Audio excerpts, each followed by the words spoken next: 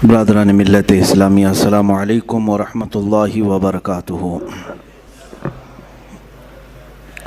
الحمدللہ الحنان المنان الذي خلق الانسان وعلمه البيان، والصلاة والسلام على رسوله سید الانس والجان وعلى آلہ واصحابہ ذوی الخیر والاحسان، اما بعد فأعوذ باللہ من الشیطان الرجیم، بسم اللہ الرحمن الرحیم۔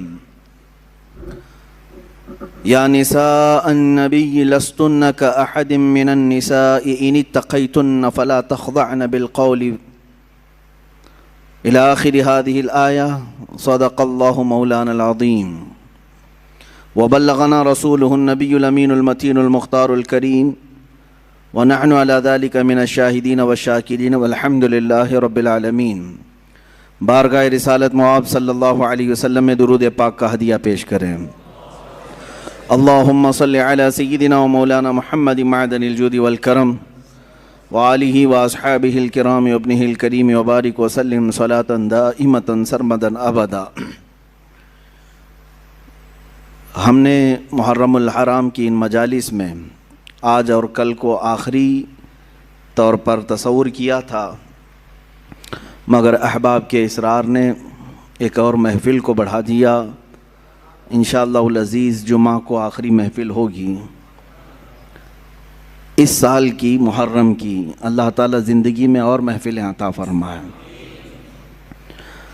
آج کی اس شب میں ہم خراج عقیدت پیش کرتے ہیں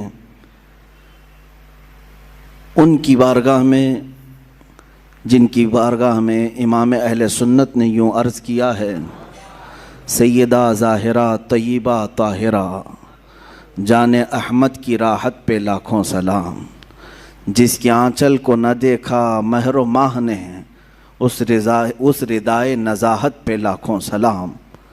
ہماری مراد جگر گوشہ رسول پاک صلی اللہ تعالیٰ علیہ وسلم کی عزیز ترین لخت جگر سیدہ کائنات فاطمۃ الزہرا سلام اللہ علیہا رضی اللہ تعالیٰ عنہا۔ عزیزان گرامی، اقبال نے بہت اچھی بات کہی۔ حضرت مریم ایک نسبت سے عیسیٰ علیہ السلام کی نسبت سے وہ عزیز ہیں اور معزز ہیں، اور سیدہ کائنات فاطمۃ الزہرا تین نسبتوں کے ذریعے سے ممتاز ہیں۔ ان کے ساتھ بڑی نسبت یہ ہے کہ وہ دختر رسول ہیں۔ ان کے ساتھ دوسری نسبت یہ ہے کہ وہ حیدر کرار کی زوجہ مطہرہ ہیں۔ ان کے ساتھ تیسری نسبت ہے کہ وہ حسنین کریمین کی ماں ہیں۔ میرے عزیزو، اور فضائل و مناقب کے اعتبار سے ان کی چوتھی فضیلت یہ ہے کہ میرے آقا نے انہیں جنتی خواتین کی سردار کہا ہے۔ اللہ تعالیٰ اس سیدہ کائنات فاطمۃ الزہرا رضی اللہ تعالیٰ عنہا کی بارگاہ کا توسل ہمیں عطا فرمائے، ان کا فیض ہمیں عطا فرمائے۔ اسلام میں خواتین کو ایک خصوصی جگہ دی گئی ہے۔ یہ آج واویلا مچانے والے بھی سنیں کہ جیسی ہی اسلام اور مسلمانوں کا نام آئے گا تو ایک شوشہ اٹھاتے ہیں ہر جگہ سے کہ یہ مسلمانوں پر یہ الزام لگانے میں بہت جلدی کرتے ہیں، پوری مغربی میڈیا اور یہاں کی آتنکی میڈیا بھی ہیں، کہ مسلمان عورتوں کو زور زبردستی کرتے ہیں، انہیں چار دیواری میں بند کر دیتے ہیں، انہیں پڑھائی سے محروم رکھتے ہیں، انہیں تعلیم سے دور رکھتے ہیں، اور نہ جانے کیا کیا شوشے چھوڑ کر کے۔ یہی تو باتیں ہیں جو عورتوں کو ابھارنے کے لیے اور انہیں بیوقوف بنانے کے لیے پیش کی جاتی ہیں۔ میں خواتین سے کہتا ہوں کہ تم ان کی باتیں سننے کی بجائے اپنی تاریخ کیوں نہیں پڑھ لیتی ہیں کہ کیا یہ جو آج بول رہے ہیں حقیقت میں ایسا ہی ہے؟ اگر ایسا حقیقت میں ہوتا تو کئی ہزار حدیثیں ماں عائشہ صدیقہ روایت نہیں کر رہی ہوتی، حدیث کی کتابوں میں ان کی روایت نہیں لی جاتی کہ علم اور یہ تعلیم سے ان کا کیا تعلق عورت کا۔ نہیں میرے عزیزوں، مکثرین صحابہ جنہوں نے کثرت سے حدیثیں روایت کی ہیں، اس میں حضرت عائشہ کا بھی مقام ہے، ان کا بھی مقام ہے۔ اسلام نے عورت کو ایک خصوصی جگہ عطا کی ہے۔ اس حدیث سے سمجھ میں آتا ہے کہ اللہ کے نبی صلی اللہ تعالیٰ علیہ وسلم نے ارشاد فرمایا، دنیا میں 4 عورتیں بڑی عزت والی ہیں، سب سے عزت والی ہیں۔ 4 عورتوں کا تذکرہ کیا گیا ہے، وہ دنیا کی با کمال خواتین میں سے ہیں، جن میں سے پہلے نمبر پر حضرت سیدہ مریم، سیدہ بی بی مریم رضی اللہ تعالیٰ عنہ، دوسرے نمبر پر حضرت سیدہ آسیہ رضی اللہ تعالیٰ عنہ، تیسرے میں سیدہ خدیجۃ الکبریٰ رضی اللہ تعالیٰ عنہ، چوتھے میں سیدہ فاطمۃ الزہرا رضی اللہ تعالیٰ عنہ۔ یہ 4 عورتوں کا تذکرہ کیا گیا ہے اور کہا گیا کہ دنیا کی یہ با کمال خواتین معزز عورتوں میں سے ہیں، اللہ اور اس کے رسول کے نزدیک بھی۔ در حقیقت یہ 4 عورتوں کے نام نہیں، یہ 4 بڑے کردار بھی ہیں۔ ان عورتوں کے ساتھ ایک بڑا کردار ہے۔ اگر حضرت مریم کا تذکرہ آیا ہے حدیث میں کہ یہ با کمال ہیں، تو ساتھ میں ان کا کردار ہے وہ ایک عظیم ماں کی شکل میں آتی ہیں، وہ دنیا کی ایک عظیم ماں ہیں۔ اگر سیدہ خدیجۃ الکبریٰ کا نام آتا ہے ایک با کمال خواتین میں، تو وہ ایک بہت ہی شفیق اور مہربان بیوی کی شکل میں آتی ہیں، جنہوں نے ہر وقت رسول پاک صلی اللہ تعالیٰ علیہ وسلم کے ساتھ وفا کیا، اپنے شوہر کے لیے ساری قربانیاں دیں۔ حضرت فاطمۃ الزہرا کا نام جب آتا ہے تو وہ ایک عظیم باپ کی عظیم بیٹی ہونے کا کردار ادا کرتی ہیں، ان کے کرداروں پر بھی توجہ ہونی چاہیے۔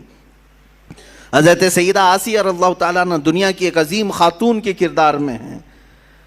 ان عورتوں کے کردار کو جب ہماری بچیاں پڑھیں گی تو یہ مغربی پروپیگنڈے سے نہیں بہکاوے میں آئیں گی، گمراہ نہیں ہوں گی۔ میں آج تاریخ کے جھروکوں میں سے چند ضرور سیرتیں آپ کے سامنے عرض کروں گا، جس سے ہمارے آنے والی نسلوں کو اور خصوصیت کے ساتھ ہمارے گھر کی بچیوں کو ایک حوصلہ پیدا ہو کہ ہماری تاریخ روشن ہے خواتین اسلام سے بھی۔ جہاں ہم مردوں کے بڑے بڑے کارنامے ذکر کرتے ہیں، الحمدللہ اسلام میں خواتین کے بھی بڑے کارنامے ہیں، جنہوں نے اسلام میں بہت بڑا حصہ لیا ہے۔ اسی لیے قرآن عظیم میں ایک آیت ایسی آئی ہے جس میں دونوں کا تذکرہ آیا ہے، مرد کا عورت کا، مرد کا عورت کا، ساتھ ساتھ میں اللہ نے فرمایا ان المسلمین والمسلمات والمؤمنین والمؤمنات والقانتین والقانتات والصادقین والصادقات والصابرین والصابرات والخاشعین والخاشعات والمتصدقین والمتصدقات والصائمین والصائمات والحافظین والحافظات والحافظین فروجہم والحافظات والذاکرین اللہ کثیرا والذاکرات اعد اللہ لہم مغفرتا واجرا عظیما۔ یہ ایک آیت ہے جس میں 10 قسم کے لوگوں کا ذکر آیا ہے، 10 قسم کے مرد اور 10 قسم کی عورتیں۔ ان کے لیے اللہ نے کیا وعدہ فرمایا ہے سنیں۔ اللہ فرماتا ہے بے شک مسلمان مرد اور مسلمان عورتیں ہیں، بے شک ایمان والے مرد، اسلام اور ایمان کو الگ بیان کیا گیا ہے، مومن مرد اور مومنہ عورتیں ہیں، بے شک عبادت کرنے والا مرد، عبادت کرنے والی عورت، بے شک سچ بولنے والا مرد، سچ بولنے والی عورت، بے شک اللہ سے خوف کرنے والا مرد، اللہ سے خوف رکھنے والی عورت۔ اور اللہ تعالیٰ نے فرمایا اور جو تصدیق کرنے والا مرد اور تصدیق کرنے والی عورت، روزہ رکھنے والا مرد، روزہ رکھنے والی عورت، اپنی شرمگاہ کی حفاظت کرنے والا مرد، اپنے شرمگاہ کی حفاظت کرنے والی عورت، اللہ کا کثرت سے ذکر کرنے والا مرد، اللہ کا کثرت سے ذکر کرنے والی عورت۔ 10 قسم کی صفات بیان کر کے رب تعالیٰ فرماتا ہے اعد اللہ لہم مغفرتا واجرا عظیما۔ یہی لوگ ہیں جن کے لیے اللہ نے بڑا اجر عظیم تیار رکھا ہے، یہی وہ لوگ ہیں۔ یہاں پر 10 صفات میں نے جو ذکر کیا، اس میں عورتوں کو ساتھ ساتھ بیان کیا گیا ہے۔ اگر تم مسلمان ہو تو عورتیں بھی مسلمان ہیں، اگر تم مومن ہو تو عورتیں بھی مومن ہیں، اگر تم صادق ہو تو عورتیں بھی صادقہ ہیں، اگر تم صائم ہو روزے دار ہو تو وہ بھی صائمہ ہیں، روزے دار خواتین بھی ہیں، اگر تم اللہ کا ذکر کرتے ہو تو اللہ کا ذکر کرنے والی عورتیں بھی ہیں۔ میرے عزیزو، اسلام کو عظیم نونہال جو ملے ہیں، یقیناً کسی نہ کسی عورت کے گود میں پلے تو ضرور ہوں گے، ان کی ماؤں کا کردار ان کی تربیت میں ضرور ہے۔ ہم نے تاریخ کے بڑے بڑے بطل جلیل اور اولیاء کاملین مجاہدین کی زندگیوں کو دیکھا ہے، جنہوں نے اپنے بچوں کی پرورش کیسے کی ہے۔ سیدنا غوث اعظم عبد القادر جیلانی رضی اللہ تعالیٰ عنہ، ماں کی تربیت ہمیں صاف نظر آتی ہے۔ سیدنا غریب نواز خواجہ معین الدین حسن چشتی رضی اللہ تعالیٰ عنہ، ماں کی تربیت وہاں پہ بھی نظر آتی ہے۔ بایزید بستامی، ان کی بھی ماں کی تربیت نظر آتی ہے۔ امام شافعی رحمۃ اللہ تعالیٰ علیہ، ماں کی تربیت وہاں بھی نظر آتی ہے۔ عزیزان گرامی، ان نونہالوں کو جو اسلام کے لیے عظیم تحفے کی شکل میں دیا، لاکھوں سلام ان ماؤں کی گودوں پر جنہوں نے ایسے سنہرے ہیرے ہمیں عطا کیے۔ جانتے ہیں آپ، امام شافعی رحمۃ اللہ تعالیٰ علیہ پڑھ کر کے جب آئے تھے تو پورا گاؤں استقبال کے لیے باہر گیا تھا۔ پڑھ کر کے جب آئے بڑے مشہور ہو گئے حدیث میں، علم میں، اور جب گاؤں آ رہے تھے تو پورے گاؤں والے ان کے استقبال کے لیے گئے، نذرانے دینے لگے، پیسے وغیرہ ساری چیزیں۔ ماں نہیں آئی، جس ماں نے ان کو محنت سے پڑھایا تھا۔ امام شافعی رحمۃ اللہ تعالیٰ علیہ اپنے گھر پہنچے تو ماں کو دیکھا گھر میں خاموش بیٹھی ہیں۔ کہا آپ نہیں آئے؟ کہا میں آتی تو کہیں دنیا یہ تانا نہ دے کہ محمد بن ادریس شافعی کی ماں نے دولت کے لیے اسے پڑھایا تھا۔ میں نے ہرگز تمہیں کسی نذرانے کے لیے یا لفافے کے لیے نہیں پڑھایا، میں نے صرف اللہ اس کے رسول کی رضا کے لیے پڑھایا ہے۔ جو کچھ لوگوں نے تجھے دیا ہے اس کو گھر کے باہر رکھنا، اور جو کچھ میں نے اللہ کی بارگاہ میں عزم کیا ہے وہ میرا اور تیرا تعلق ہے۔ عزیزان گرامی، وہ عظیم مائیں ہیں جنہوں نے اپنے بچوں کے لیے قربانیاں دیں اور ایسے نونہال اسلام کو عطا کیے۔ آئے ہم ان تمام مثالی خواتین کا تذکرہ بعد میں کرتے ہیں۔ بارگاہ سیدہ فاطمۃ الزہرا رضی اللہ تعالیٰ عنہا میں ہم خراج عقیدہ ضرور پیش کرتے ہیں۔ رسول پاک صلی اللہ تعالیٰ علیہ وسلم کی 4 بیٹیاں ہیں، یہاں پر یہ ذکر کرنا مجھے ضروری ہے۔ حضور پاک صلی اللہ علیہ وسلم کی 4 بیٹیاں ہیں اور 3 بیٹے ہیں۔ یہ تمام مسلمانوں کو ازبر کرا دو کہ حضور کی اولاد کتنی ہے؟ 7 ہیں، 3 بیٹے اور 4 بیٹیاں۔ بیٹوں کی وفات بچپن میں ہی ہو گئی، کوئی 6 مہینے سے زیادہ نہیں رہے اس دنیا میں، اور بیٹیاں سب بڑی ہوئیں۔ سب سے بڑی صاحبزادی آپ کی سیدہ زینب رضی اللہ تعالیٰ عنہ، ان کے بعد حضرت رقیہ رضی اللہ تعالیٰ عنہ، ان کے بعد حضرت ام کلثوم رضی اللہ تعالیٰ عنہ، چوتھے نمبر پر سب سے آخری بیٹی حضور کی وہ سیدہ فاطمۃ الزہرا رضی اللہ تعالیٰ عنہ۔ 4 بیٹیاں ہیں، اور 4 بیٹیوں کا تذکرہ ضروری ہے اہل سنت و جماعت کے موقف کے مطابق، اس لیے کہ اب بہت سارے لوگ حضور کی بیٹیوں کا بھی انکار کرنے لگ گئے ہیں۔ ہاں، باضابطہ ممبروں سے یہ اعلان کیا جا رہا ہے کہ حضور کی اور کوئی بیٹی ہی نہیں تھی، صرف حضرت فاطمہ تھی۔ کیوں؟ میں آپ کو بتاؤں، دوسری بیٹیوں کو اگر مان لیا نا انہوں نے کہ رقیہ بھی تھی، کلثوم بھی تھی، تو پھر حضرت عثمان غنی کو بھی ماننا پڑے گا، کیونکہ حضور صلی اللہ علیہ وسلم کے وہ بھی داماد ہیں، اور ان کو حضرت عثمان غنی ایک آنکھ نہیں بھاتے۔ یہ حضرت عثمان کا بغض ہے، ان کے اندر عداوت ہے، جس کی وجہ سے حضور کی بیٹیوں کا انکار کر دیا۔ حضور پاک صلی اللہ تعالیٰ علیہ وسلم کی بڑی صاحبزادی، میرے عزیزو، یہ تمام مکاتب فکر کی کتابوں میں بھی موجود ہے، حضور کی 4 بیٹیاں ہیں۔ ہاں، کوئی ایرا غیرہ ابھی نکل کر کے اگر انکار کرے تو اس کے منہ پر اسی کی کتابیں میں مار سکتا ہوں، اس کی اکابرین کی کتابوں کے حوالے بھی میں دے سکتا ہوں۔ بہرحال ہمارے ہاں کوئی اختلاف نہیں رہا۔ ہاں، ان بیٹیوں کے تذکرے زیادہ اس لیے نہیں ہوئے کہ وہ مدینہ طیبہ ہجرت کے بعد جلد ہی وفات پا گئیں، اور سیدہ زینب رضی اللہ تعالیٰ عنہا سے بھی اولاد ہوئی، جیسے کہ حدیث میں بخاری میں بھی ہے، حضور صلی اللہ تعالیٰ علیہ وسلم ان کی بیٹی کو بھی اپنی گود میں لیتے تھے، وہ بھی نواسی تھی، امامہ نام تھا حضرت زینب کی بیٹی۔ ان کا نکاح حضرت ابو العاص سے کیا گیا جو بعد میں اسلام لائے، اور حضرت رقیہ اور حضرت ام کلثوم مشہور ہیں، یہ حضرت عثمان غنی کے نکاح میں آئیں۔ کنفیوز نہ ہونا کہ 2 بہنیں ایک ساتھ نہیں آئیں، بلکہ پہلے حضور صلی اللہ علیہ وسلم نے حضرت رقیہ کا نکاح حضرت عثمان سے کیا، اور وہ نکاح کے بعد بیمار ہوئیں، کافی دن تک بیمار رہیں، اور جنگ بدر میں جب میرے آقا تشریف لے گئے، اس وقت حضرت عثمان غنی کو حضرت رقیہ کی عیادت کے لیے چھوڑ گئے. حضور کے مدینہ واپس آنے سے پہلے ہی حضرت رقیہ کا انتقال ہو گیا مدینے میں. ان کی تدفین بھی ہو گئی. جنگ بدر کے موقع پر حضور اکرم صلی اللہ علیہ وسلم بدر میں تھے اور حضرت رقیہ کا انتقال ہو چکا تھا. واپس آنے کے بعد حضرت عثمان غنی بہت مغموم رہتے. تب میرے آقا صلی اللہ علیہ وسلم نے اپنی دوسری صاحبزادی حضرت ام کلثوم کا نکاح ان کے ساتھ کیا. حضرت ام کلثوم یہ بھی حضرت عثمان غنی کے ساتھ رہیں اور تقریباً 6-7 سال کے بعد ان کی بھی وفات ہوئی. حضرت ام کلثوم رضی اللہ تعالیٰ عنہا کا بھی انتقال مدینہ طیبہ میں ہوا. اب حقیر میں جو صاحبزادی بچیں وہ سیدہ کائنات فاطمہ الزہرا رضی اللہ تعالیٰ عنہ. حضور اکرم صلی اللہ تعالیٰ علیہ وسلم کی وفات تک آپ کی اولاد میں اگر کوئی باقی تھی تو صرف سیدہ فاطمہ تھی.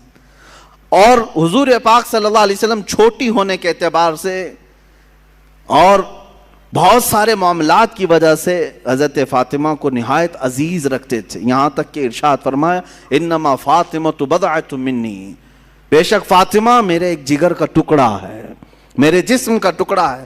یسرنی من یسرھا، جس نے اسے خوش کیا اس نے مجھے خوش کیا، اور جس نے اسے تکلیف دی اس نے مجھے تکلیف دی.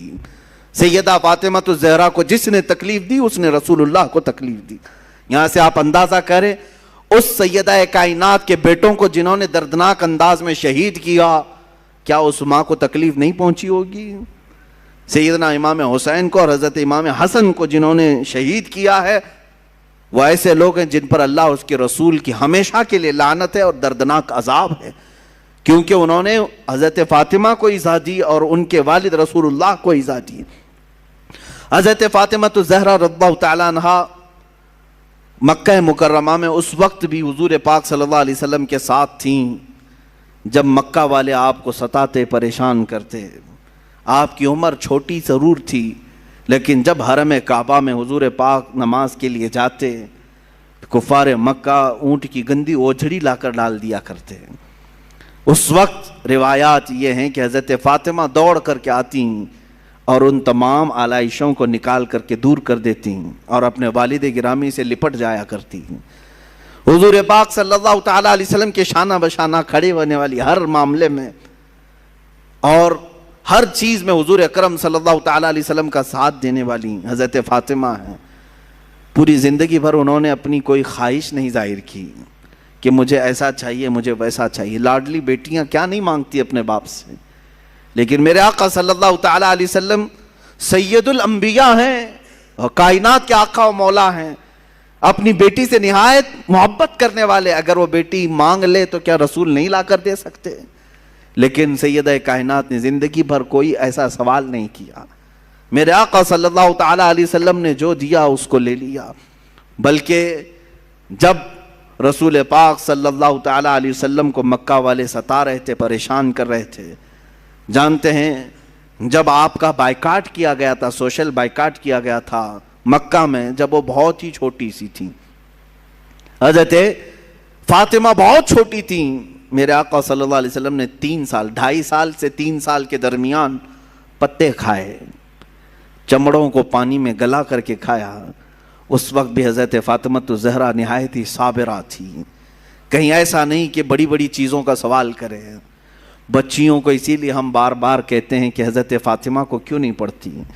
تمہاری بیجا خواہشیں کبھی تمہارے شوہروں کو گمراہ کرتی ہیں، کبھی تمہارے باپ کو حرام کمائی پر لے جاتی ہیں. تمہاری ناجائز خواہشیں، آج کی بچیوں کی بات میں کر رہا ہوں، تمہارے بھائیوں کو لوٹ مار کرنے پر مجبور کرتی ہیں، یا تو پھر تمہارے شوہروں کو غلط راستے پر جانے پہ مجبور کر دیتی ہیں. تمہاری خواہشات ہی تو ہیں. بہت سارے مرد جس کی وجہ سے پریشان رہتے ہیں، کمائی نہیں ہے اور مانگ زیادہ ہے، پیسے اتنے آتے نہیں ہیں لیکن بیوی طلب زیادہ کرتی ہے، بیٹیاں مانگتی بہت ہیں. مجھے حیرت ہوتی ہے، افسوس ہے ان بچیوں کے لیے جو 18-20 سال اپنے ماں باپ کے ہاں پلتی ہیں، کھاتی ہیں، پیتی ہیں اور پھر کسی اوباش کے ساتھ بھاگ کر کے چلی جاتی ہیں اور یہ کہتی ہیں میرے باپ نے تھوڑی نہ مجھے کچھ دیا ہے، یہ لونڈا ابھی جو آیا ہے اس نے مجھے 5,000 کا جوڑا دے دیا، 10,000 کا جوڑا دے دیا، فلاں دے دیا. معاذ اللہ. عزیزان گرامی، والدین کی نفرت یہ جو جوانی میں آ کر کے آتی ہے اس کی ایک وجہ میں بتاؤں. بچیوں کی تربیت صرف کھلونے لا کر، مٹھائیاں لا کر، اچھے خوبصورت کپڑے لا کر کے نہ کرو. اگر تم چاہتے ہو کہ تمہاری بیٹیاں صحیح سلامت رہیں تو بچپن سے ہی ان کے سینوں میں اللہ اس کے رسول کی محبت ڈالو. اگر تم نے ان کو اللہ اور اس کے رسول کے قریب کیا، اسلاف کی روایتیں پڑھائی، جوانی میں اللہ خود تمہاری محبت ان کے سینوں میں ڈالے گا. وہ ماں باپ کی قدر کرنے والی بنیں گی، اپنے والدین کا احترام کرنے والیاں بنیں گی. لیکن آج روتے ہوئے بہت سارے ماں باپ کو میں نے دیکھا ہے، کہتے ہیں حضرت ہم نے کیا نہیں کیا ان کے ساتھ، سب لا کر کے دے دیا ہے، اچھی اسکول میں پڑھایا، اچھی چیزیں لا کر دی، جو مانگتی تھی سب لا کر کے دیا، اور سب سے بڑی خواہش اس کو اچھا موبائل بھی لا کے دیا، بائک بھی دلایا، سب کیا، اس کے باوجود ہمیں ٹھکرا کر کے جا رہی ہے. میرے عزیز تم نے سب دے دیا، یہ دنیا دیا اسے، لیکن بچپن سے کاش اسے اللہ اس کے رسول کی محبت دیا ہوتا. تو آج کے وقت دیکھو، دلوں میں محبت ڈالنا تمہارا کام نہیں ہے، دلوں میں محبت پیدا کرنا یہ اللہ رب العزت کی طرف سے ہوتا ہے. اگر تم اس کی محبت ڈالو گے تو تمہاری محبت اللہ اس کے سینے میں ڈالے گا، تمہاری اولاد کے سینے میں رکھے گا. میں بات کہتا ہوں سیدہ کائنات فاطمہ الزہرا رضی اللہ تعالی عنہا کی. جب آپ کے نکاح کا وقت آیا، حضرت علی کرم اللہ وجہہ الکریم کی طرف سے جب پیغام آیا، حضور اکرم صلی اللہ علیہ وسلم نے فوراً قبول کیا اور دونوں کا نکاح کیا. سادگی سے نکاح ہوا. تھوڑا سا جہیز جو حضور پاک صلی اللہ علیہ وسلم نے، ان کے جہیز کا لفظ جو استعمال کیا جاتا ہے، بعض لوگ اس کے جواز کے لیے اپنے سارے ساز و سامان اکٹھا کرنے کے لیے اس جہیز کا لفظ استعمال کرتے. بات در حقیقت یہ تھی کہ حضرت علی حضور کے ساتھ ہی رہتے تھے مدینے میں. جب ہجرت کر کے آئے تھے تو مدینے میں حضور کے ساتھ رہتے تھے. جب شادی ہوئی تو گھر الگ کرنا پڑا. تو جب نیا گھر لیا گیا تو حضور نے کچھ سامان دلایا. یہی جہیز ہے بھائی، نیا گھر دلایا جا رہا ہے، آج سے نئی زندگی وہ شروع کر رہے ہیں تو کچھ تو سامان لگے گا. میرے آقا صلی اللہ تعالی علیہ وسلم نے وہ گھر میں برتنے کے جو سامان حضرت فاطمہ کو دلائے، اسی کو جہیز کا نام دے کر کے یہاں کروڑوں وصول کرنے لگ گئے. ہاں، یہاں تو 4 لوگ ایک ہی گھر میں رہتے ہیں پھر بھی جہیز لا رہے ہیں. بڑا بھائی بھی لایا، منجلا بھائی بھی لایا، تیسرا بھی لایا، اب تجوریاں رکھنے کی جگہ بھی نہیں ہے پھر بھی لایا. وہ نیا گھر بنایا گیا تھا حضرت علی کا، تو انہیں حضرت فاطمہ کے ساتھ رہنے کے لیے جو سامان دیا گیا میرے آقا صلی اللہ علیہ وسلم کی طرف سے. اور یہ بھی میں آپ کو بتاؤں کہ یہ جو سامان دیا گیا تھا، روایات میں ملتا ہے کہ حضرت علی نے جو مہر کی رقم دی تھی اسی رقم سے دلایا تھا. میرے آقا صلی اللہ تعالی علیہ وسلم نے، حضرت علی رضی اللہ تعالیٰ عنہ نے جو مہر ادا کیا، اتنا مہر کوئی نہیں دینا چاہتا. آج مہر نظر نہیں آتا لیکن جہیز نظر آتا ہے. حضرت فاطمہ کا جہیز لوگوں کو معلوم ہے، حضرت علی کا مہر نہیں معلوم. 10,000 سے زیادہ ہو جائے تو جماعت میں جھگڑے چلتے ہیں، مہر اتنا زیادہ کیوں رکھا؟ اور جوڑا 25,000 کا عورت کی طرف سے ضرور چاہیے. تم 10,000 کا مہر اپنی اس عورت کو نہیں دینا چاہتے جس کے ساتھ پوری زندگی بتانے والے ہو، وہ اپنا پورا جسم تمہارے حوالے کر رہی ہے. 10,000 کا مہر نہیں دینا چاہتے. 786 روپے رکھو مولانا، بس اتنا ہی کافی ہے. 786 روپے میں پوری اس کی 50 سال زندگی خرید رہے ہو. پتہ نہیں کتنی زندگی، 50 ہے، 25 ہے، 40 ہے، جو بھی ہے. میرے عزیزو، مہر جو ہے اس کا شرعی حق ہے جو اس کی پوری زندگی کے لیے تم دے رہے ہو. یہ نہیں کہ خالی ایک رات کا یہ معاوضہ ہے یا ایک شادی کے دن کا کوئی نذرانہ ہے، پوری زندگی کا اس کا حق ہے. آپ انصاف تو کر کے دیکھو، آپ اس سے وصول کتنا رہے اور اسے دے کیا رہے. ہاں، شادی کے وقت جو تمہارے لیے اس کا باپ خرچہ کرتا ہے وہ پتہ نہیں کتنے لاکھوں میں چلا گیا. بہرحال میں اس عنوان پر نہیں جاتا. سیدہ کائنات فاطمہ الزہرا رضی اللہ تعالیٰ عنہ کی ایک بات مجھے یاد آتی ہے. حضور پاک صلی اللہ تعالیٰ علیہ وسلم ان کے پاس تشریف لائے.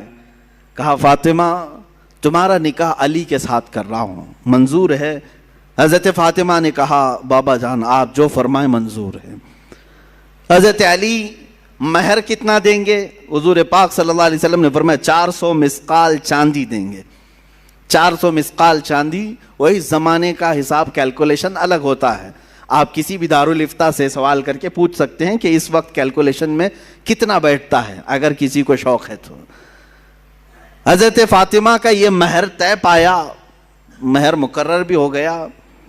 بعض روایات میں یہ ملتا ہے کہ حضرت فاطمہ نے کہا اے اللہ کے نبی صلی اللہ علیہ وسلم, یہ نکاح کس کی جانب سے ہو رہا ہے؟ حضور نے فرمایا اللہ کی طرف سے. اللہ تعالیٰ نے پسند فرمایا کہ تمہارا نکاح علی کے ساتھ ہو. تو حضرت فاطمہ کہتی ہیں تو پھر میرا مہر بھی اسی شان کے مطابق ہونا چاہیے. 400 مسقال چاندی. کہا میرا مہر بھی اس شان کے مطابق رکھیں جو اللہ تعالیٰ نکاح کر رہا ہے. حضور پاک صلی اللہ علیہ وسلم نے پوچھا فاطمہ تم کیا پسند کرتی ہو مہر میں؟ تم کیا لینا چاہتی ہو مہر میں؟ حضرت فاطمہ نے کیا کہا؟ اللہ اکبر, قربان جاؤ مسلمانوں. کہتی ہیں آقا اگر اللہ نکاح کر رہا ہے تو رب تعالیٰ سے یہ لکھوا لیں کہ آپ کی امت کی بخشش میرے مہر میں رکھی جائے. اللہ اکبر, آپ کی امت کی مغفرت اور بخشش میرے مہر میں رکھی جائے. خواہشیں ہوں تو ایسی ہوں, تمنائیں ہوں تو ایسی ہوں. رسول پاک صلی اللہ تعالیٰ علیہ وسلم کی بارگاہ میں اگر کوئی عزیز بننا چاہتا تو صرف ان کی امت کی بات کرتا, حضور خوش ہو جاتے تھے. میرے عزیزو آج بھی یہی حال ہے کہ اگر تم امت کا خیال کرو گے تو میرے آقا خوش ہو جاتے ہیں. اگر تم حضور کی امت کے بارے میں بات کرو گے حضور پاک بے انتہا تمہیں نوازنے لگتے ہیں. حضرت جبرائیل امین نے بھی یہ محسوس کیا. جانتے ہیں حضرت جبرائیل حضور صلی اللہ تعالیٰ علیہ وسلم سے قربت چاہتے تھے تو حضور پاک صلی اللہ تعالیٰ علیہ وسلم سے انہوں نے کیا کہا جانتے ہیں؟ اے اللہ کے نبی صلی اللہ علیہ وسلم, میں چاہتا ہوں میں اپنی طرف سے آپ کی بارگاہ میں کوئی چیز پیش کروں جس سے آپ خوش ہو جائیں. اب حضور کس چیز سے خوش ہوتے ہیں؟ مکہ والوں کی تکلیفیں الگ ہیں, تبلیغ اسلام میں آنے والی تکلیفیں الگ ہیں, سب چیزیں ہیں. لیکن حضرت جبرائیل نے یہ سب نہیں کہا کہ ان دشمنوں کو میں اپنے پر سے ہلاک کر دوں گا یا تبلیغ اسلام میں چلنے والوں کے لیے راہ ہموار کر دوں گا, بلکہ جبرائیل امین نے یہ پیش کیا کہ آقا قیامت کے دن جب آپ کی امت پل صراط سے گزر رہی ہوگی میں اپنے پر بچھا دوں گا. پل سے اتارو راہ گزر کو خبر نہ ہو, جبریل پر بچھائیں پر کو خبر نہ ہو. عزیزان گرامی, حضور پاک صلی اللہ علیہ وسلم کی بارگاہ میں جیسے ہی انہوں نے التجا پیش کی میرے آقا خوش ہو گئے. حضور اکرم صلی اللہ تعالیٰ علیہ وسلم کی احادیث سے یہ بھی ملتا ہے جس نے یہ دعا کی اللہم اغفر امت محمد صلی اللہ علیہ وسلم مغفرتا عامہ, اللہم ارحم امت محمد صلی اللہ علیہ وسلم رحمتا عامہ. اے اللہ امت محمدیہ کی عام مغفرت فرما, اے اللہ امت محمدیہ پر عام رحم فرما. جس نے یہ دو دعائیں کی حضور فرماتے میری شفاعت اس پہ واجب ہو گئی. امت کی بھلائی کا خیال کرو. حضرت بی بی فاطمہ ہی تو ہیں کہ جو رسول پاک صلی اللہ تعالیٰ علیہ وسلم جنگل میں جا کر کے جب رونے لگے کسی کے کہنے سے آپ سر نہیں اٹھاتے تھے. حضرت فاطمہ آئیں, کہا بابا جان آپ سر اٹھائیں, میرے آقا آپ سر اٹھائیں. حضور پاک امت کے غم میں رو رہے تھے کہ اللہ تعالیٰ میری امت کی بخشش ہو جائے. حضرت فاطمہ نے کیا کہا جانتے ہیں؟ حضور سے اتنا عرض کیا کہ یا رسول اللہ جب تک آپ کی فاطمہ زندہ ہے کوئی رات سوئے گی نہیں, آپ کی امت کی مغفرت کی دعا کرتی رہے گی. حضور پاک نے سر اٹھا دیا.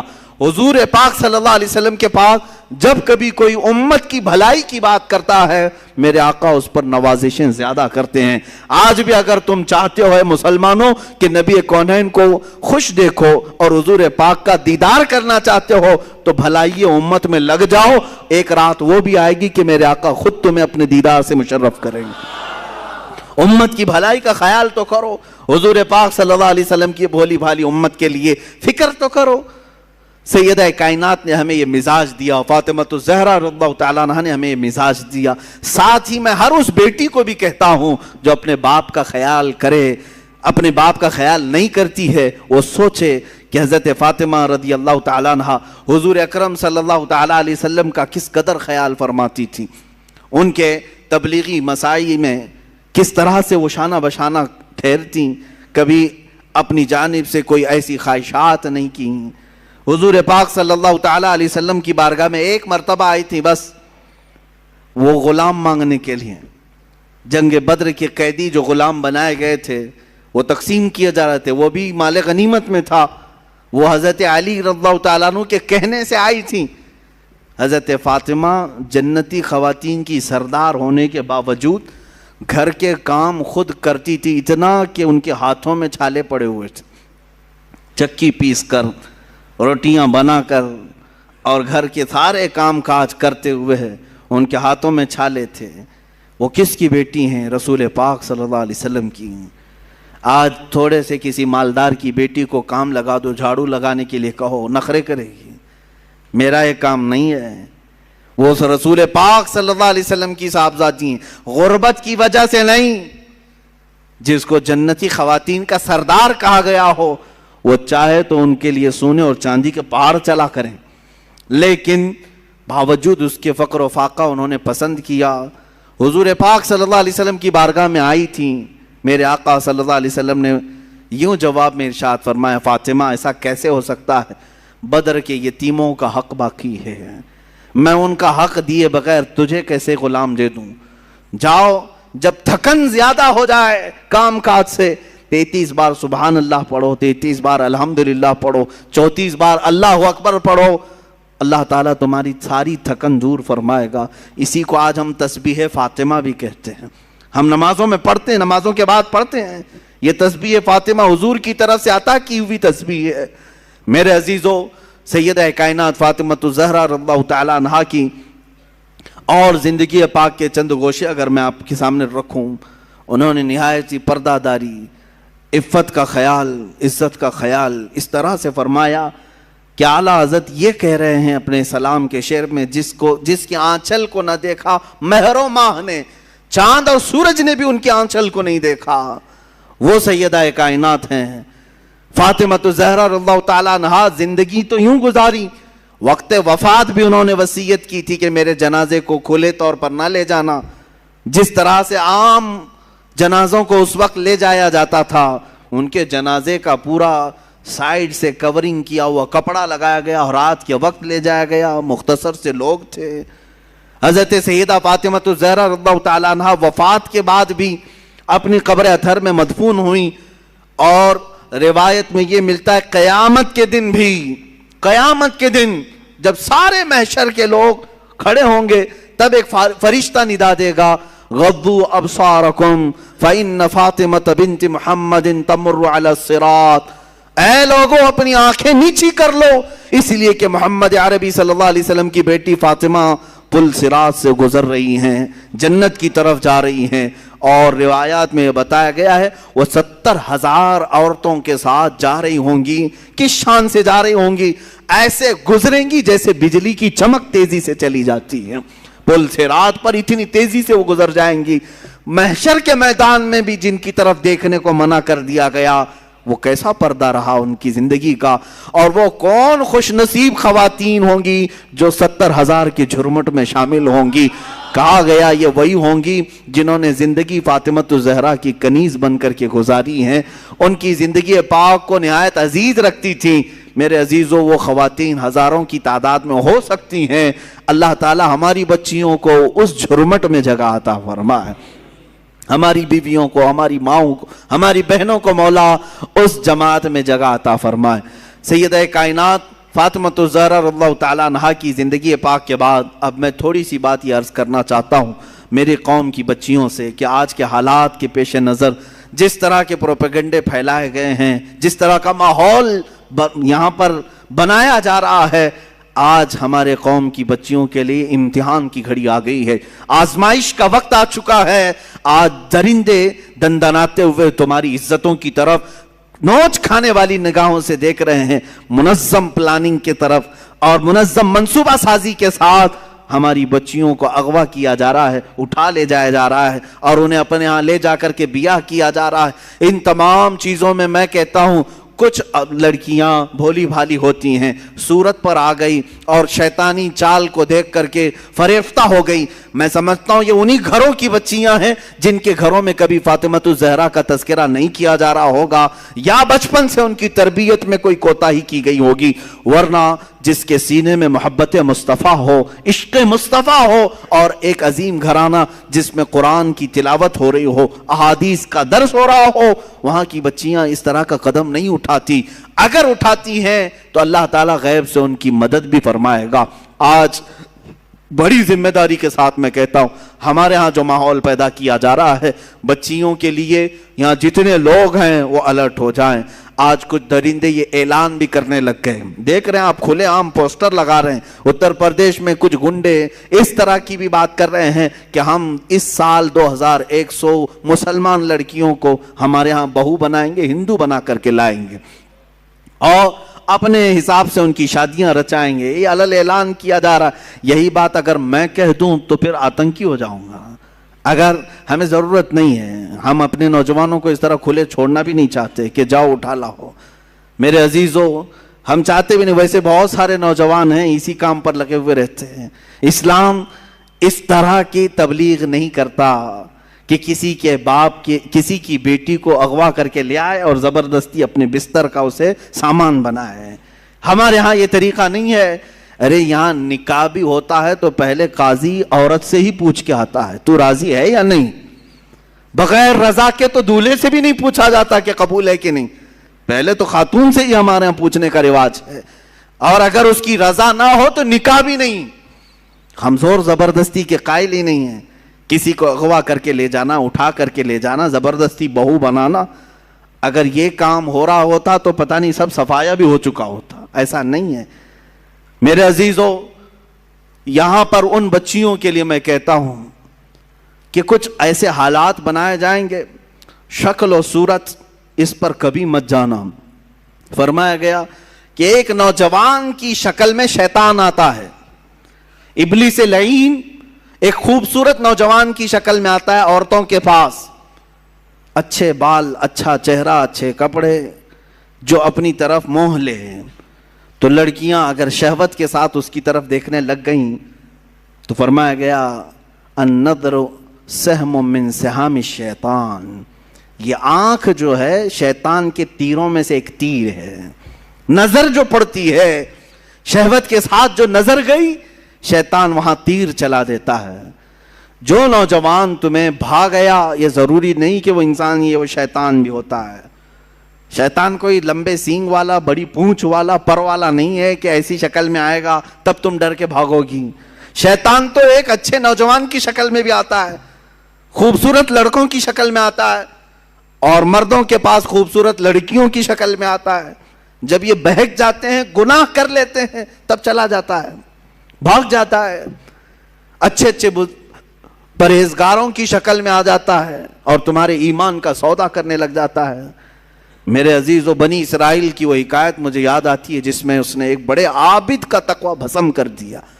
بہت بڑا عابد، نیک، اپنے صومعہ سے نکلتا نہیں تھا۔ صومعہ اس کو کہتے ہیں جہاں عبادت کرنے کی جگہ ہوتی تھی پہلے بنی اسرائیل میں، اس کے باہر وہ کبھی نہیں نکلتا تھا۔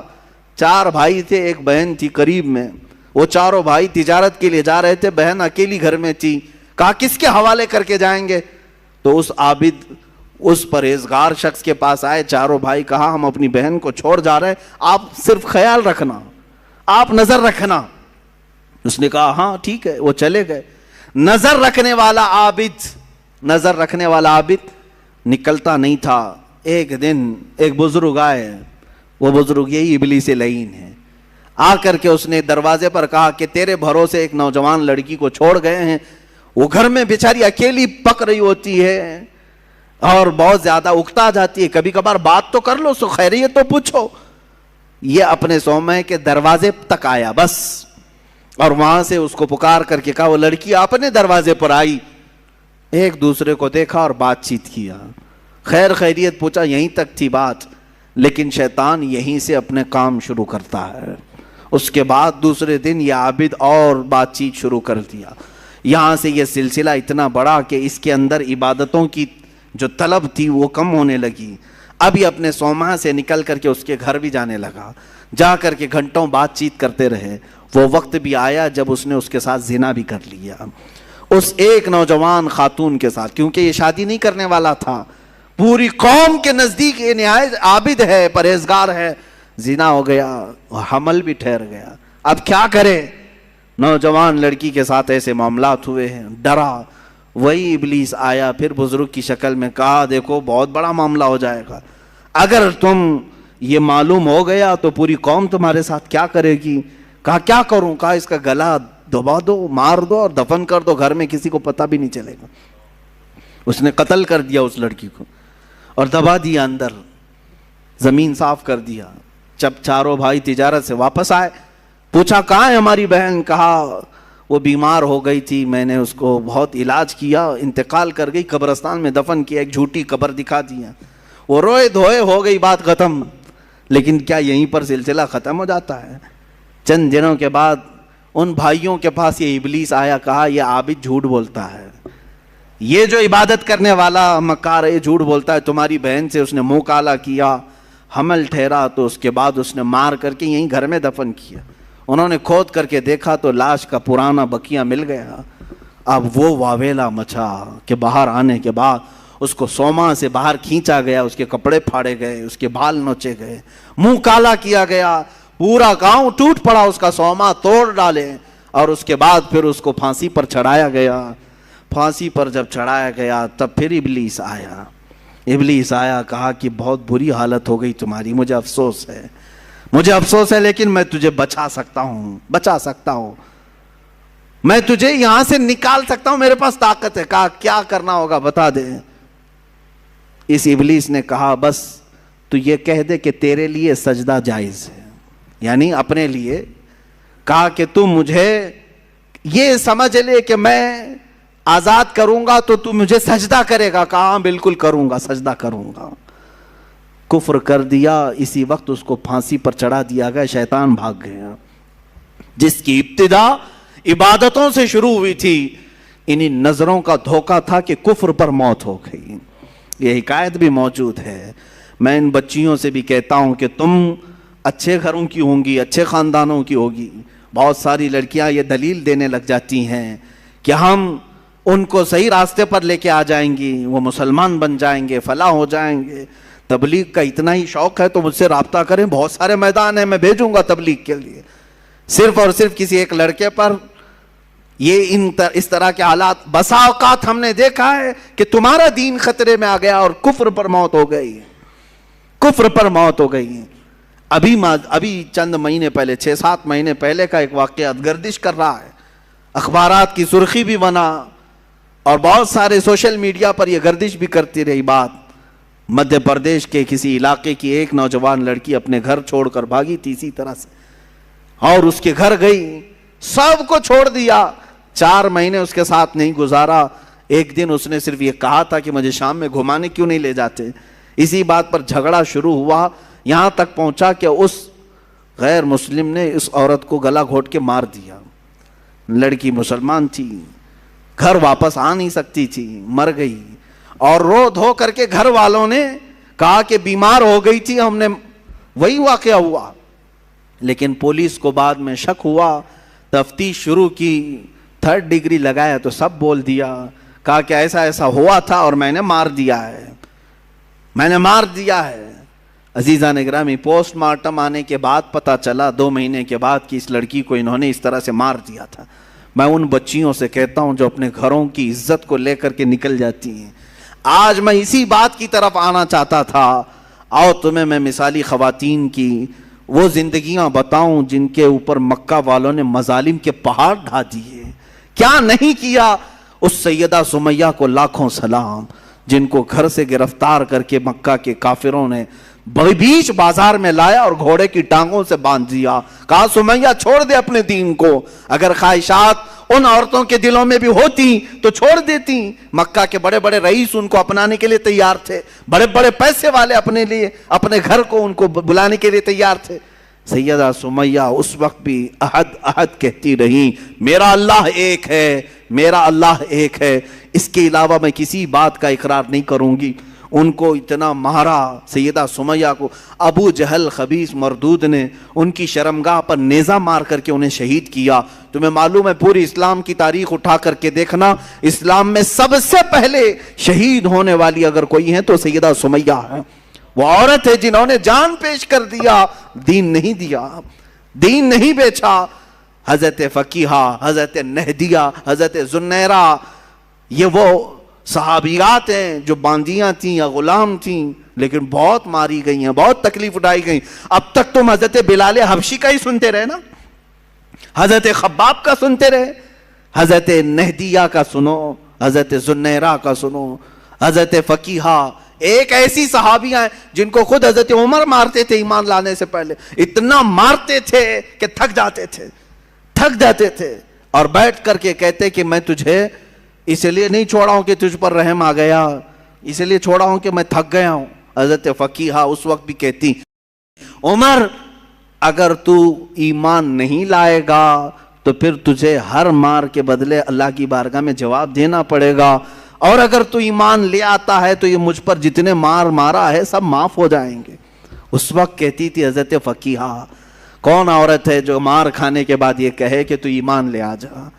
کون ہے؟ یہ ایک باندی تھی حضرت فقیہہ۔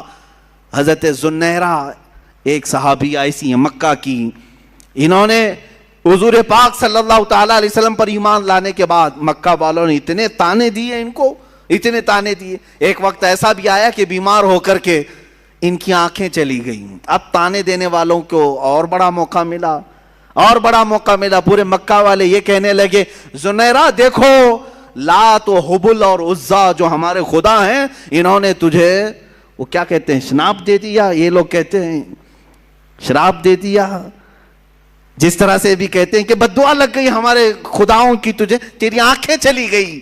حضرت زنیرہ ٹس سے مس نہیں ہوئی، مسکراتی تھیں اور کہتی تھیں، میری آنکھیں جس نے دیا تھا اس نے لیا، تمہارے خداؤں کو تو اپنے آس پاس کی بھی خبر نہیں ہوتی، ان کی خود کی آنکھیں نہیں دکھتی، وہ میری آنکھیں کیا لیں گے؟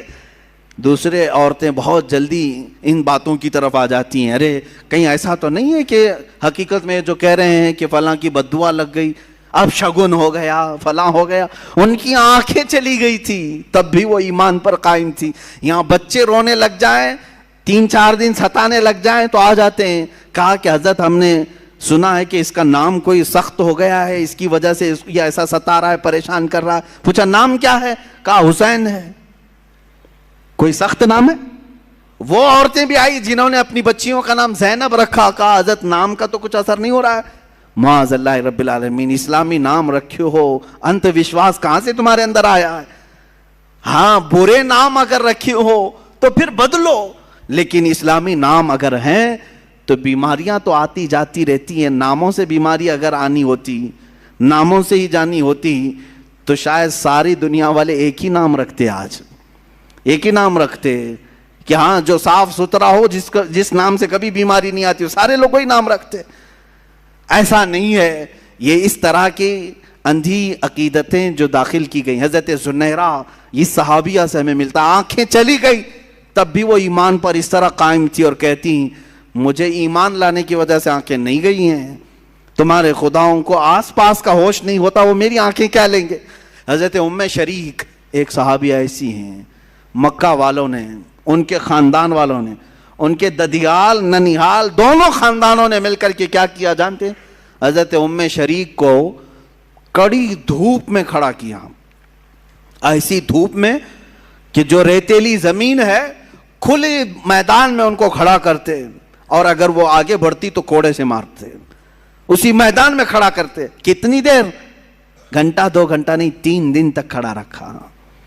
بھوک اور پیاس کی شدت کی وجہ سے ان کی آنکھیں باہر آنے لگ گئی تھی۔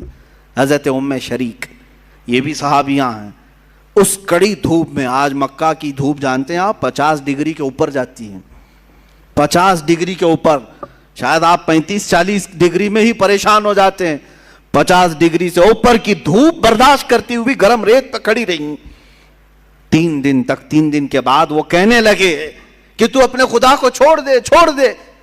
حالت ایسی ہو گئی تھی کہ کانوں میں آواز تک نہیں آ رہی تھی۔ میں نے روایت پڑھا، آنکھیں بھیگ گئی۔ حضرت شریک پوچھنے لگی کیا کہہ رہے ہیں؟ تو انہوں نے اشارہ کر کے کہا ایک کو جو تو مانتی ختم کر دے۔ کان سنائی نہیں دے رہے، آنکھیں باہر آ چکی ہیں، جسم تپ رہا ہے، پیروں میں چھالے پڑ گئے، تب وہ پکار کر کے کہتی اللہ احد اللہ احد، اللہ ایک ہی ہے ایک ہی ہے. کوڑے مار مار کر کے ان کو زخمی کر دیا تھا حضرت ام شریک رضی اللہ تعالیٰ عنہا کو. اور جانتے یہی وہ صحابیہ ہیں حضرت ام سلیم. کتنی صحابیات کی میں بات تمہارے سامنے رکھوں. حضرت ام سلیم ایک وہ صحابیہ ہیں حضور پاک صلی اللہ علیہ وسلم جن کے گھر آرام کرنے کے لیے جاتے تھے، جو حضور پاک صلی اللہ علیہ وسلم دھوپ کے یا گرمی سے پسینے ہوتے تو وہ قطرے جمع کر کے رکھتی تھی. یہ حضرت انس کی ماں ہیں جنہوں نے حضور کے پسینے کو جمع کر رکھا خوشبو کے لیے. اور روایات یہ بتاتی ہیں ان کی 7 پشتوں تک وہ خوشبو آتی تھی. وہ ام سلیم جب ان سے نکاح کے لیے ابو طلحہ نے پیغام بھیجا، وہ ایمان لائے ہوئے نہیں تھے، ایمان لائے ہوئے نہیں تھی. آج کے حالات کے مطابق میں عرض کر رہا ہوں، ام سلیم کیا کہتی ہیں، ابو طلحہ کو بہت پسند کرتی تھیں. خوبصورت تھے ابو طلحہ، بہت ہی کڑیل جوان بھی، اور ام سلیم ان کو پسند کرتی تھی. نکاح ہو جائے، سامنے سے ابو طلحہ آئے، ام سلیم نکاح کر لیتے ہم. ام سلیم نے کہا میری پسند اپنی جگہ پر، تم خوبصورت ہو اپنی جگہ پر، تم کڑیل جوان ہو اپنی جگہ پر، مگر میرا ایمان میرے ساتھ ہے. کیا ایسا ہو سکتا ہے کہ میں اللہ کو ایک مانتی ہوں، محمد صلی اللہ علیہ وسلم کو اللہ کا رسول مانتی ہوں، میرا تمہارے سے نکاح کیسے ہو سکتا ہے؟ اگر تم ایمان نہیں لائے تو ہماری زندگی میں کبھی ملاپ نہیں ہو سکتا. حضرت ام سلیم کی دعوت پر حضرت ابو طلحہ ایمان لائے، اور ایمان لائے تو صرف نکاح کے لیے نہیں لائے، حضور کے جانثار بن گئے اور عشرہ مبشرہ صحابہ میں داخل ہوئے ہیں. خواتین کا یہ بھی کردار ہے عزیزان گرامی. وہ ایسے نہیں کہ پسند آ گیا جوان تو گھر سے بھاگ کر نکل پڑی، چاہے کہیں پر بھی جا کر کے شادی رچانا پڑے. معاذ اللہ، ان بچیوں کی زندگی پر مجھے بڑا افسوس ہوتا ہے جن ماں باپ کی عزت کو مٹی میں ملا کر کے فخر کرتی ہیں. یہ سب کہاں سے ہو رہا ہے جانتے ہیں؟ یہ سب اسی ٹیلی ویژن سے، انٹرنیٹ سے اور سیریلوں سے. آج پوری دنیا ملا کر کے ایسی چیزیں دکھانا چاہ رہی ہے. مجھے کل ہی ہماری ایک خاتون نے یہ کہا تھا، بتایا تھا کہ سب سے زیادہ ابھی فی الحال عورتیں پاکستانی سیریل اور وہاں کے ٹیلی ویژن سے نشر ہونے والی فلموں وغیرہ کو دیکھتی ہیں. مجھے اس کی خبر نہیں تھی، لیکن اگر اس طرح کا ماحول وہاں سے پیش کیا جا رہا ہے تو میں تو کہتا ہوں کہ ان تمام چیزوں پر بندش لگانی چاہیے. اور یہ تاثر دیا جاتا ہے لڑکیوں کو کہ آزاد رہو، جو تمہیں پسند ہے اس سے بھاگ جاؤ، ماں باپ راضی ہو ناراض ہو کوئی مسئلہ نہیں، بعد میں سب ٹھیک ٹھاک ہو جاتا ہے، سب برابر ہو جاتا ہے. عزیزان گرامی، تمہیں پتا ہے کہ یہ وہ والدین جن کی رضا میں تمہاری جنت ہے، جن کی ناراضگی میں تمہاری جہنم ہے، ماؤں کو روتا ہوا، باپ کو روتا ہوا بلکتا ہوا چھوڑ کر کے چلے جاتے. پسند ہے کہیں سے تو پھر والدین کو راضی کیوں نہیں کر لیتے ان باتوں پر. ہاں، جہاں تک رہی بات مسلمانوں کی آپس میں، کبھی ماں باپ اگر ناراض ہو کر بیٹھتے ہیں تو وقت لگ جائے گا، منا لیں گے، اور نکاح ہو گیا تو کوئی حرج نہیں. مجھے تو افسوس اس بات پر ہے کہ ایمان بھی چھوڑ کر جا رہی ہیں. گھر چھوڑا تو چھوڑا، اور اگر کوئی جوان ایسا تھا جو اسلام کی طرف تجھے لے جاتا یا تجھے وہ اسلام میں ہی رکھتا تو الگ بات تھی. یہاں تو باضابطہ ان سانپوں کے گھروں میں جا رہی ہیں جو پورے اسلام کو ڈسنے کے لیے بیٹھے ہوئے ہیں. آج جو میرے نبی کی شان میں گندی گالیاں دے رہے ہیں ان کے گھروں میں جانے کے لیے بچیاں بیٹھی ہوئی ہیں. اور اگر کوئی لڑکیاں اس طرح جاتی ہیں تو میں کوئی خوف اس بات کا نہیں کر رہا ہوں کہ تمہارے جانے سے اسلام گھٹ جائے گا، ہرگز نہیں. اسلام کی جڑیں تحت الثری سے نیچے ہیں، اس کی شاخیں اوج ثریا کے اوپر ہیں. پوری دنیا مل کر کے ہلائے تو اسلام کا کچھ بال بیکا نہیں ہوگا. تم اپنا جہنم خریدنے جا رہی ہو، میرے اس دین کو کچھ نقصان نہیں ہوگا. 4 لڑکیاں چلی جائیں تو کیا اسلام میں ختم ہو جائے گا؟ یہ اس سمندر کا نام ہے جس سے چلو بھر پانی نکلنے سے سمندر کا کچھ بگڑتا نہیں، کچھ نہیں بگڑتا. ہاں، یہ جو جتنے بھی ڈھونگی ہیں، جتنے بھی پاکھنڈی ہیں، جتنے بھی سنگھی ہیں، جس طرح کے یہ اعلانات علل اعلان کر کے ہمارا دل جلانے کی کوشش کرتے ہیں کہ ہم ان کو ان کے مذہب سے دور کریں گے اور اپنے گھر کی بہو بنا کر کے لائیں گے. باضابطہ اس پر تنظیمیں بن رہی ہیں، سنگٹن بن رہی ہیں، اور اس پر نہ پولیس کچھ کرنا چاہتی ہے نہ حکومت کچھ کرنا چاہتی، کیونکہ ان کے 1000 گناہ بھی ان کے نزدیک معاف ہیں. ہاں اگر وہ دھرم پریورتن کریں تو یہ اصل کی طرف آنے کی بات ہوگی، اور اگر ہم تبلیغ کریں تو آتنکوادی ہو جائیں گے. ہمارے لیے دہشت گردی کا لفظ انہوں نے بنا کر کے رکھا ہوا ہے. اے مسلمانوں، اب صفائی دینا اور ڈیفنس کرنا چھوڑ دیں کہ ہم ایسے نہیں ویسے نہیں. یہ کون ہوتے ہیں ان کو صفائی دینے والے ہیں؟ نہ یہ ہمیں سزا دینے والے نہ جزا دینے والے ہیں. اسلام اپنی حقانیت پر کل بھی زندہ تھا، آج بھی اور ہمیشہ رہے گا، اور اللہ رب العزت سے ہمارا تعلق ہے، وہ ہمیں سزا اور جزا دینے والا ہے. اب یہاں پر بات یہ دگلی پالیسی کی، ہیپوکریسی جس کو کہتے ہیں، منافقت جس کو کہتے ہیں، وہ ہماری حکومتیں کرتی ہیں. کیا ایسی سنگٹنوں کو نہیں کہا جاتا کہ تم یہ نفرت پھیلا رہے ہو، زہر پھیلا رہے ہو؟ اور اگر اس طرح کی حرکتیں کرتے ہو کہ باضابطہ مسلمان بچیوں کو اٹھا کر کے لے جانا، اس پر ان کو لاکھوں کا انعام دینا کہ تم اٹھا کر کے لے آؤ، کسی کے گھر سے بچی کو 2 لاکھ 2.5 لاکھ 5 لاکھ انعام دیں گے. تف ہے، لعنت ہے ایسی چیز پر کہ تم لڑکیوں کے ذریعے سے اپنے مذہب کو بڑھانا چاہتے ہو. ہم اپنی گردنوں سے اسلام کو فروغ دینا چاہتے ہیں. ہاں، یہ نیچ طریقے سے نہیں، کسی اس طرح کے ہلکے طریقے سے نہیں جو یہودی کرتے رہے، عیسائی کرتے رہے، اپنی بیٹیاں سجا سجا کر کے دیتے رہے، یا دوسروں کی لڑکیوں کے ذریعے سے گھستے رہے. اسلام اس طرح سے نہیں ہے. صلاح الدین ایوبی کے پاس کئی دوشیزائیں، کئی خوبصورت لڑکیاں آتی رہی، صلاح الدین ایوبی نے ایک نظر ان کی طرف نہیں دیکھا. تمہیں معلوم ہے سلطان الہند غریب نواز کے پاس 40 دن تک ایک لڑکی جاتی رہی، صرف اپنے دامے فریب میں پھنسانے کے لیے کہ ہماری طرف آ جائے. راجے کی بیٹی تھی، لیکن 40 دن تک اس مرد قلندر نے ایک نظر تک نہیں دیکھا. 40 دن کے بعد وہ خود فدا ہوئی اور دائرہ اسلام میں داخل ہوئی. عزیزان گرام وقار، یہ ہماری تاریخ رہی ہے. ہم کسی کے گھروں میں چھید ڈال کر کے، سوراخ مار کر کے اٹھانا نہیں چاہتے. ہاں انشاءاللہ العزیز تم لے جانا چاہتے ہو، بہو بنانا چاہتے ہو، جس طرح کی حرکتیں پیدا کر رہے ہو، انشاءاللہ اب ہمارا پیغام عام ہوگا. دیکھنا یہ جوان جب غلام مصطفیٰ بنے گا، ایک ایک نہیں 4 ساتھ آئیں گے انشاءاللہ، آئیں گے انشاءاللہ. ہاں، یہ بیوی بنانے کے شوق سے نہیں کہہ رہا ہوں. ہاں انشاءاللہ العزیز مصطفیٰ کریم کی محبت میں ہر کوئی ضرور وارفتہ ہوگا. اس لیے کہ ہم نے تبلیغ جو کیا ہے پوری دنیا میں، وہ اخلاق مصطفیٰ سے کیا ہے، دین مصطفیٰ سے کیا ہے.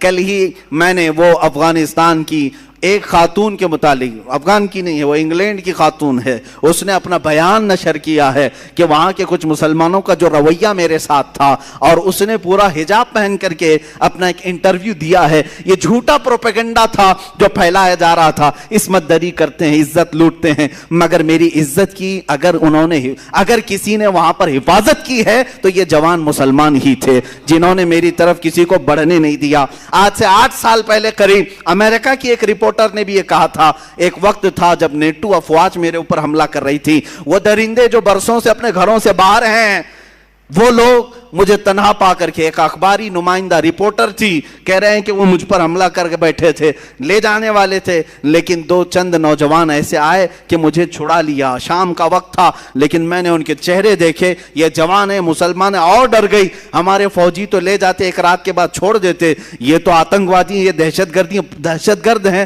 ٹیررسٹ ہیں، پتہ نہیں میرے ساتھ کیا کیا کریں گے. لیکن وہ خاتون کہتی ہے رات کا وقت ہوا، کمرے میں ایک جگہ انہوں نے مجھے رکھ دیا تھا. رات کے وقت تھوڑا سا دروازہ کھلا اور کھانے کا برتن میرے اندر آیا، میں نے کھانا کھایا. میرے کپڑے کچھ جگہ سے پھٹے ہوئے تھے، جھاڑیاں لگ کر کے. وہ کہتی ہے کہ رات کے وقت ایک جوڑا کپڑا بھی آیا، دوسرے دن ناشتہ بھی آیا، کھانا بھی آیا. 2 دن کے بعد ہمارے ملک کی ایمبیسی کے افراد آئے اور دروازہ کھول کر کے مجھے لے گئے. اور اس کے بعد وہاں ایمبیسی میں جانے کے بعد اس خاتون سے ایمبیسی کے افراد نے کہا، یہ جو 2 نوجوان ہیں جو تجھے کھانا دے رہے ہیں، جو تجھے کپڑے دیے ہیں، انہوں نے آ کر کے ہمیں اطلاع دی کہ تجھے تیرے ملک تک حفاظت سے پہنچایا جائے. وہی ہمیں یہاں تک کا پتہ دیے ہیں. وہ خاتون واپس جا کر کے پورا آرٹیکل لکھتی ہے اور کہتی ہے دنیا نے جو بتایا وہ اور مسلمان ہے، آنکھوں نے جو دیکھا وہ اور مسلمان ہے.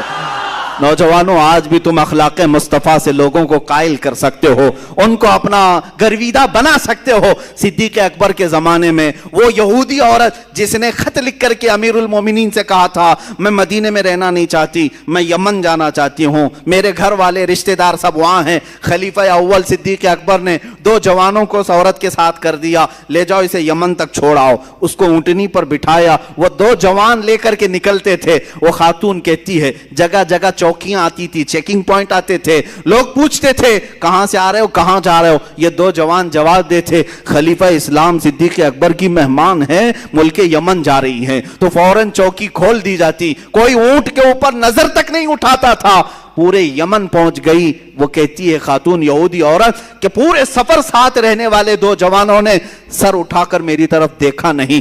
पहुंची वहां पर तो अपने पूरे खानदान वालों को बुलाया और सब रिश्तेदारों को जमा करके कहती है, ऐ मेरे अजीजों, तुम्हारी वजह से मैं मदीना छोड़ करके आई, अब तुम सब के सब गवाह हो जाओ, मैं इस्लाम लाती हूं, मदीना वापस जाती हूं।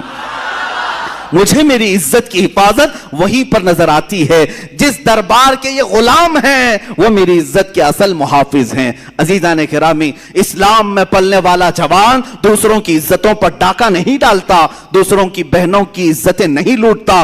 तुम अपने हरकत से आज ये दिखा रहे हो कि तुम्हें आतंकवादी संगठनों ने पाला है, तुम्हें तुम्हारे पंडितों ने यही चीज सिखाया है कि किसी के भी घर की बेटी उठा ले जाओ। आओ हम अपने मेंबर से अपने हर बच्चे को कहते हैं, तुम्हारे घरों की बेटियां जिस तरह इज्जत की हैं, इसी तरह दूसरे मजहब की बेटियों की भी ख्याल रखो, उनकी तरफ भी तुम्हारी नजर ना उठाया जाए। आज तक आपने किसी आलिम से सुना, किसी मेंबर से सुना कि हमने आपको कहा है जाओ ले आओ, 2 लाख दे देंगे, 5 लाख दे देंगे? हम तो यहां मना करते हैं। क्या तुम्हारे पास कमी है खवातीन इस्लाम की? तुम्हारे घरों में तुम्हारे बच्चों की मां बने तो वो औरत बने जिसने काल अल्लाह और काल रसूल कहा है, मोहब्बत मुस्तफ़ा के नगमे सुनाए हैं। कभी बच्चों को सुलाए तो फातिमा के नगमे सुलाए। अजीजान गिरामी, हम अपने जवानों को तरबियत इस तरह की नहीं देते कि उठा लाओ, भगा लाओ, ले जाओ। यहां संगठनें बन रही हैं। तुम अपने किरदार से यह बताना चाह रहे हो, पूरी दुनिया देख रही है कि तुम जिस तरह की परवरिश पाए हो, सिर्फ लूट मार, कत्ल गारत। मेरे अजीजों, ये हालात जो आज बने मैं आपको बताता हूं क्यों। अल्लाह ताला पूरी दुनिया को ये दिखाना चाहता है कि ये इस्लाम पर उंगली उठाते हैं। वो पाखंडी घर में बैठ करके या गुफे में बैठ करके ये भौंकते हैं कि मदीने के ये मुसलमान बलात्कार थे, लूट मार करते थे, औरतों का कारोबार करते थे, औरतों को ले जाया करते थे। ये सारी चीजें तुम अपने यहां बैठ करके बता रहे थे, लेकिन अल्लाह ने यह साबित करके दिखाया, अब घरों से उठाने वाले तुम्हारी कौम से हैं, लूट मार करने वाले तुम्हारे जवान हैं, औरतों को भगा ले जाने वाले तुम्हारे जवान हैं। दुनिया अब समझ जाएगी तुम बोलते हो इस्लाम पर, और अल्लाह ने ये सारे किरदार तुम्हारे घरों के कोनों से निकाल कर दिखाया। हकीकत में इस्लाम औरतों की इज्जतों की हिफाजत के लिए आया है। जिस वक्त औरतों को बाजार में बेचा जा रहा था, मेरे आका ने औरतों की इज्जत यहां तक बढ़ाई, कहा जिस घर में बेटी पैदा हो उसी दिन रिज़्क़ के 10 दरवाजे खोल दिए जाते हैं। मेरे आका ने फरमाया, जिसने 2 बच्चियों की हिफाजत की, परवरिश की और अच्छी जगह निकाह करके दे दिया, और मेरे आका फरमाते हैं उस पर जन्नत वाजिब हो गई, उस पर जन्नत वाजिब हो गई। बशारत तुम्हें बेटियों पर दी गई, बीवियों को खिलाने में सदके का सवाब, मां के कदमों के नीचे जन्नत। अल्लाह अल्लाह, ये सब औरतों के लिए किसने बताए? किसने बताए? अरे यहां हमारे इसी मुल्क में औरत बेवा हो जाए तो इसको चिता के साथ आग में जला दिया जाता।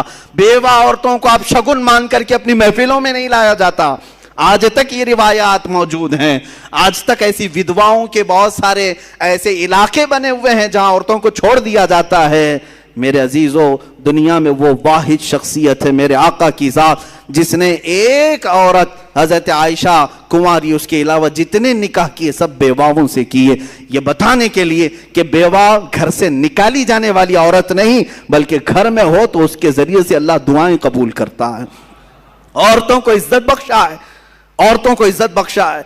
मैं अपनी बच्चियों को आज ये बातें इसलिए सुना रहा हूं कि तुम्हारी तारीख अंधेरे में नहीं है, तुम्हारी तारीख सियाह नहीं है, रोशन है। इस्लाम में अजीम खवातीन मौजूद हैं, किरदार के भी, अमल के भी। अब मैं आपको वो भी बातें बताऊं जिन्होंने इस्लाम में ये मशक्क़तें तो उठाई, लेकिन जंगों में भी वो शरीक रही हैं। हज़रत उम्मे अमारा रज़ी अल्लाह ताला अन्हा جنگ خندق میں حصہ لیتی ہیں، جنگ احد میں حصہ لیتی ہیں، یہاں تک کہ ان کے متعلق 7 غزوات میں حضور کے ساتھ گئیں۔ کئی صحابیاں، آپ پوچھیں گے عورتوں پر کہاں جہاد؟ کہا نہیں تھا، لیکن کس لیے جاتی تھی؟ 700 فوجی، 1000 فوجی اسلام کے ہیں، سب کا کھانا تنہا بنا کر کے کھلاتی تھی۔ حضرت ام سلیت ایک صحابیہ ہیں، حضرت عمر فاروق کے پاس ایک چادر آئی تو وہ تقسیم کرنے کی چادر تھی، لوگوں نے کہا آپ اپنی بیوی اور اپنی بیٹی کو دے دیں، حضرت عمر نے کہا نا، یہ ام سلیت کو میں دوں گا چادر۔ کہا کیوں؟ کہا وہ جنگ خندق میں اور کئی غزوات میں مشق بھر بھر کر کے مجاہدین کو پانی پلایا کرتی تھی۔ ایسی صحابیاں حضرت اسماء بنت عمیس رضی اللہ تعالیٰ عنہ، جنگ یرموک میں، جنگ قادسیہ میں، جنہوں نے جھوپڑیوں کی چوب اٹھا کر، لکڑیاں اٹھا کر کے رومیوں پر ایسا حملہ آور ہوئی تھی کہ وہ جنگ جو فتح ہوئی ان خواتین کی وجہ سے ہوئی۔ حضرت صفیہ مدینہ طیبہ کی حفاظت پر تنہا ایسی بہادری کا کردار ادا کر رہی۔ یہودی داخل ہوئے تھے عورتوں کے درمیان، انہوں نے خود اپنا نیزہ اٹھا کر کے سر قلم کر دیا۔ وہ مثالی خواتین ہیں، وہ دبک کر کے بیٹھنے والی نہیں، بلکہ ایک صحابی حضرت خنسا رضی اللہ تعالیٰ، کافی میں نے صحابیات کا ذکر کیا، ان کی برکتیں اللہ ہماری بچیوں کو عطا کرے۔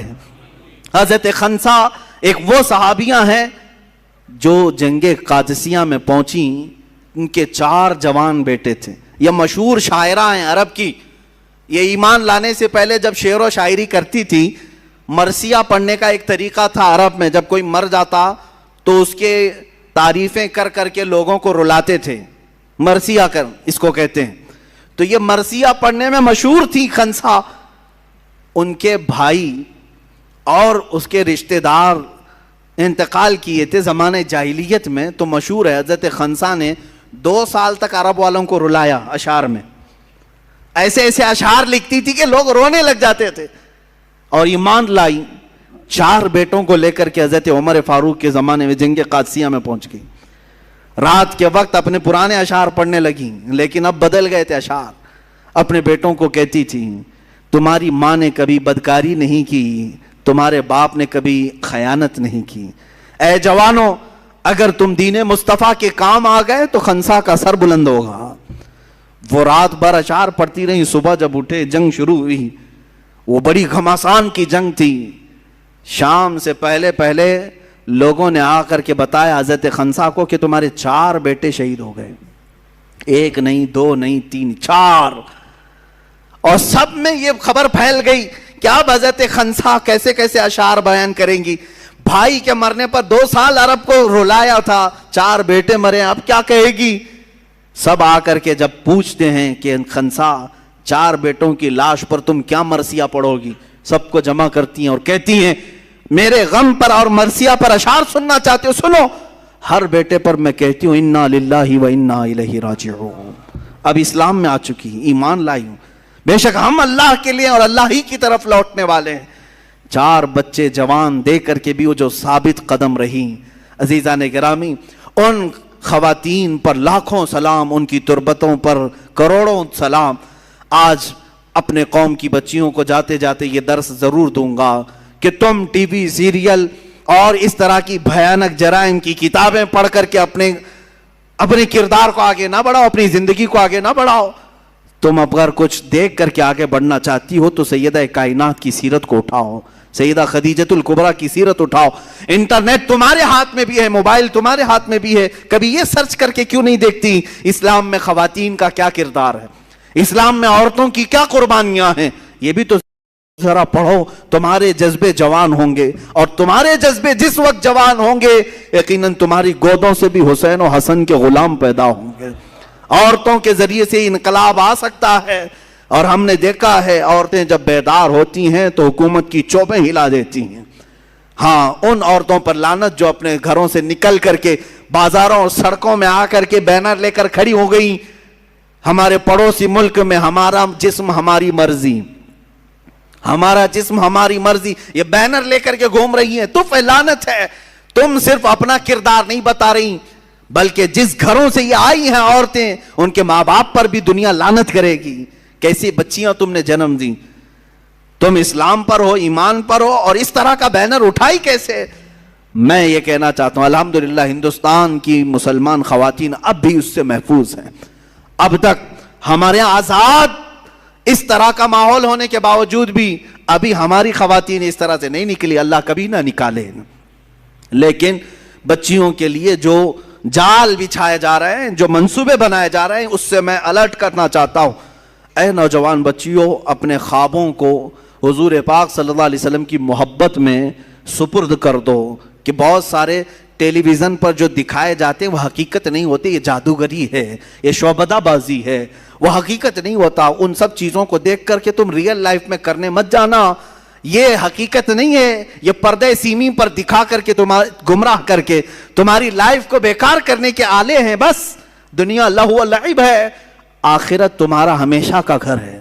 یہ چند سال تم عیش سے رہ سکتی ہو, لیکن ایک وقت وہ بھی آئے گا جب بارگاہ خداوندی میں تمہیں کھڑا کیا جائے گا. اس حدیث کو سنو, میرے آقا نے جو فرمایا, وہ عورت جو کسی اجنبی مرد کا ہاتھ پکڑ کر جاتی ہے, قبر میں پہنچتے ہی اللہ اس پر 99 سانپ مسلط کرتا ہے جو قیامت تک اس کی ناک کو ڈستے رہتے ہیں. ان عورتوں کے متعلق یہ حکم ہے. اور قیامت کے دن حدیث پاک میں یہ بھی ملا کہ وہ جہنم میں نے ان عورتوں کو دیکھا جن کی کھال اتاری جا رہی ہے اور ان کو پستانوں کے ذریعے سے باندھا گیا ہے, اور بہت سخت ترین عذابات دیکھے گئے. کیوں؟ یہ وہ عورتیں ہیں جو اپنے سطر کی حفاظت نہیں کرتی تھی, جو اپنے سطر کی حفاظت نہیں کرتی تھی. بچیوں کے لیے حیا بہت بڑی قیمتی چیز ہے. اگر تم حیا کے ساتھ رہی تو دنیا میں بھی عزت ہے, آخرت میں بھی عزت ہے. جس دن تمہارا حیا کا پردہ نکل گیا, برکت گھر سے نکل جائے گی. اور حیا کا پردہ ہے تو میں جوانوں سے کہتا ہوں, اگر کسی کی ماں پردے والی ہے تو تم کیا کرو جانتے ہو؟ جاؤ اپنی ماں کے اسی آنچل کو پکڑ کر کے اللہ سے بھیک مانگو, دیکھو اللہ کتنی جلدی دعا قبول کرتا ہے. دلی کی سرزمین پر ایک بزرگ نے اپنی ماں کا آنچل پکڑ کر کے بارش مانگی تھی. چند منٹوں میں پورے آسمان پر گرجدار بارش شروع ہو گئی. انہوں نے کہا میری ماں وہ ہے جس نے کبھی بے پردگی نہیں کی, اور میرا یقین ہے کہ اس کے پردے میں اللہ اتنی تاثیر عطا کیا ہے کہ دعا کروں گا تو اللہ قبول فرمائے گا. میں ان عورتوں سے بھی کہوں گا, اپنے تمہارے بھائیوں کی عزت تمہارے ساتھ ہے, تمہارے باپ کی عزت تمہارے ساتھ ہے, تمہارے گھر بار پورے خاندان کی عزت تمہارے کندھوں پر ہے. اتنا ہی نہیں اے خواتین, تمہارے کندھوں پر پورے اسلام کی عزت بھی ہے, رسول پاک کی نسبت بھی ہے, فاطمۃ الزہرا کی نسبت بھی ہے. جس دن تم ٹھوکر مار کر کے جاؤ گی تو دنیا یہ کہے گی کہ محمد عربی کے دین میں پلنے والی خاتون گھر چھوڑ کر بھاگ گئی, فاطمۃ الزہرا سے نسبتیں جوڑنے والی نکل گئی. تم ان کی عزتوں کا خیال کرو, ان قریب اللہ تمہارے لیے کشادگی عطا کرے گا اور جنت کے دروازے تمہارے انتظار میں. مولا ہم سب کو نیک و صالح زندگی عطا فرمائے, ہمارے گھروں کی بچیوں کو سیدہ کائنات فاطمۃ الزہرا کا کردار عطا فرمائے, ان کے جھرمٹ میں جگہ عطا فرمائے. وآخر دعوانا ان الحمدللہ رب العالمین.